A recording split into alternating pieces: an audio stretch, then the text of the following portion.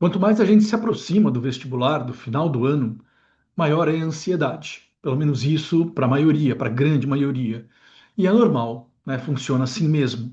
Dá um frio na barriga, a expectativa cresce. Muitos alunos, nesse momento, começam a duvidar dos seus próprios potenciais. Tem uma autoestima que tende a se abaixar, que tende a se reduzir, né? E isso acaba interferindo no nível de ansiedade. Isso acaba interferindo também no ritmo de estudo. Isso é muito curioso, né? Não só para essa geração, mas eu percebo isso em gerações anteriores. Afinal de contas, eu dou aula já há mais de 40 anos.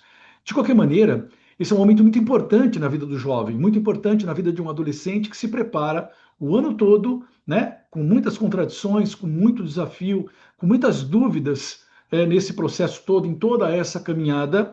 E quando chega no segundo semestre e ele ouve falar na reta final, né, dá aquela respirada, a ansiedade aumenta, o coração bate mais rápido, não é verdade? E as dúvidas elas tendem a aumentar.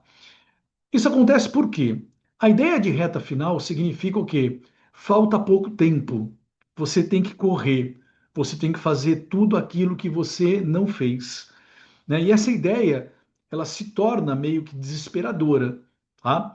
E a tendência do aluno é reforçar os seus desafios, né? Olhar para aquilo que ele não fez, tá? Olhar para aquilo no qual ele errou, tá certo? Valorizar esses erros, né? Se considerar incapaz, se considerar menos competente, ter certeza de que não tem mais chance. E na verdade não é bem assim. Primeiro porque todo estudante que se prepara para o vestibular estudou, certo? Pode não ser do jeito que ele pretendia, pode não ser do jeito que ele havia planejado, mas ele estudou, melhor ou pior, mais ou menos, bem ou mal, ele estudou. E a ideia de melhor ou pior, de bem ou mal, é uma avaliação que muitas vezes nós fazemos, né, externamente e outras internamente, mesmo quando nós olhamos para os dados.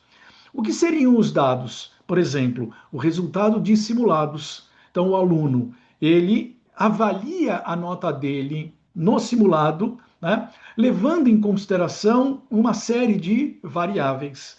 Mas é muito comum que esse estudante, ele olhe para o resultado dele olhando para o número, quantos acertos, né? E aí ele faça comparações consigo mesmo, outros simulados ou vestibular do ano anterior, faça comparações com colegas, faça comparação com a expectativa que ele tinha, tá certo?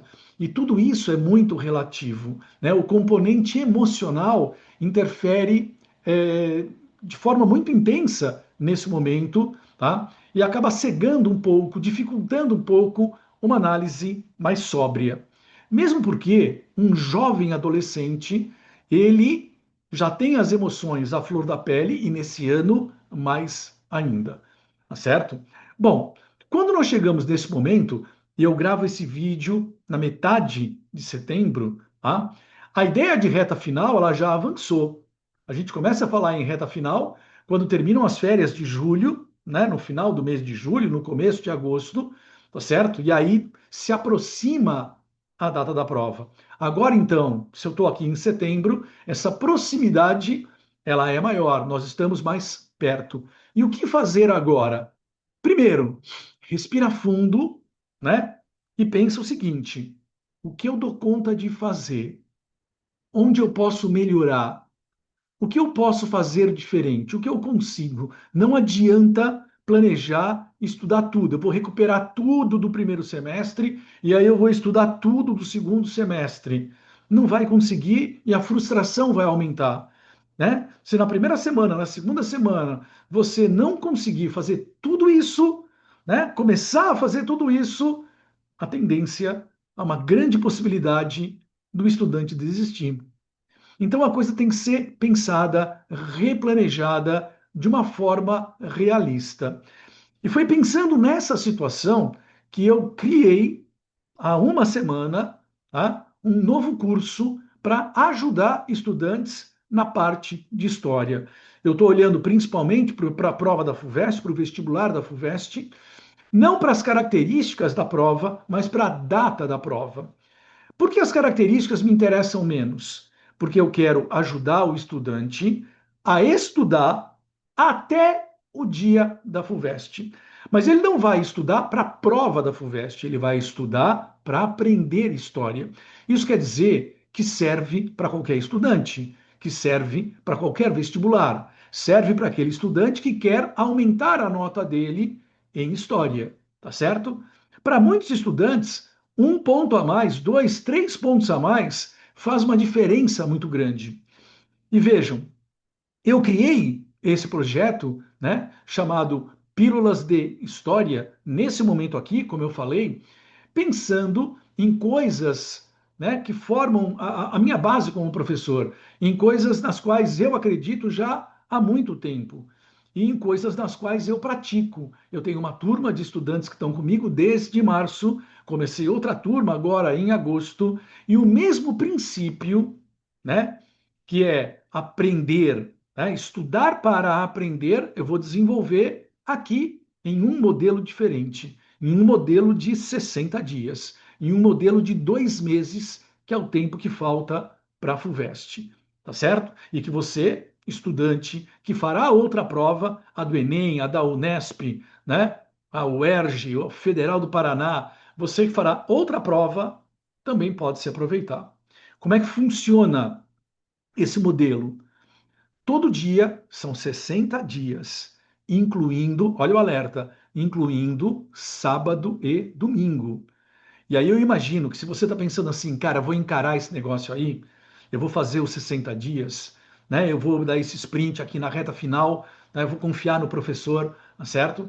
De que eu posso melhorar a minha nota, tá? Se você está acreditando nisso, eu faço um desafio para você: 60 dias, incluindo sábado e domingo.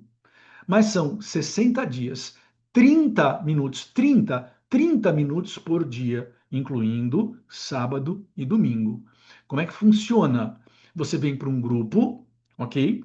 E todo dia, pela manhã, eu mando um exercício que eu seleciono seguindo o conteúdo, a cronologia do conteúdo, que é a coisa mais comum para a história, para não criar nenhuma polêmica, tá certo? Então nós vamos começar lá com antiguidade, Grécia, Roma, feudalismo, né, Brasil colônia, enfim, é aquilo que 99% dos estudantes conhece esse tipo de sequência, a sequência do conteúdo, né? De qualquer livro didático, de qualquer apostila, certo? Então, todo dia eu mando uma questão selecionada para você, para todos aqueles que fazem parte desse projeto. E, ao mesmo tempo, eu mando um áudio no WhatsApp explicando o contexto da pergunta e orientando como você faz a resposta. Não vou dar resposta, é óbvio, certo? Fazer a resposta é o seu trabalho, a partir das minhas orientações. Dessa maneira, você começa a aprender aquele conteúdo, aquela matéria, e também desenvolver algumas habilidades de leitura, de interpretação, né, de análise, né, de compreensão da pergunta, o que foi realmente perguntado. E no final do dia, eu mando um outro áudio fazendo um comentário. Olha só, não é mandando gabarito. Gabarito você encontra na internet, em qualquer lugar, tá certo? É fazendo um comentário, né? Que é um comentário analítico, é uma análise daquela questão, né? O que é importante, o que não era importante, como ela deveria ser respondida, tá certo? E assim vai. 60 dias com essa metodologia, tá bom? Se você se interessa por isso, se você quer participar, eu vou deixar um link aqui abaixo do vídeo, né, para você conhecer um pouco mais primeiro e depois, se você desejar, fazer a sua inscrição, tá certo? Eu nem vou falar para você aqui nesse vídeo qual é o preço. O preço é ridículo, ok? Eu preciso do seu compromisso. Se você vier para o meu grupo, eu faço questão de que você entre na USP. Pode ter certeza disso, tá bom? Então, dá uma olhada, clica no link que está aqui abaixo, conhece o projeto, ok? Se for o caso, deixa um comentário, faz a sua pergunta que eu respondo, tá? E faz, através desse link aqui, você faz a sua inscrição, tá bom? Então é isso, força, vamos lá, vamos para esse sprint, tá? eu te encontro no grupo e na festa dos aprovados, tá bom? Um abraço.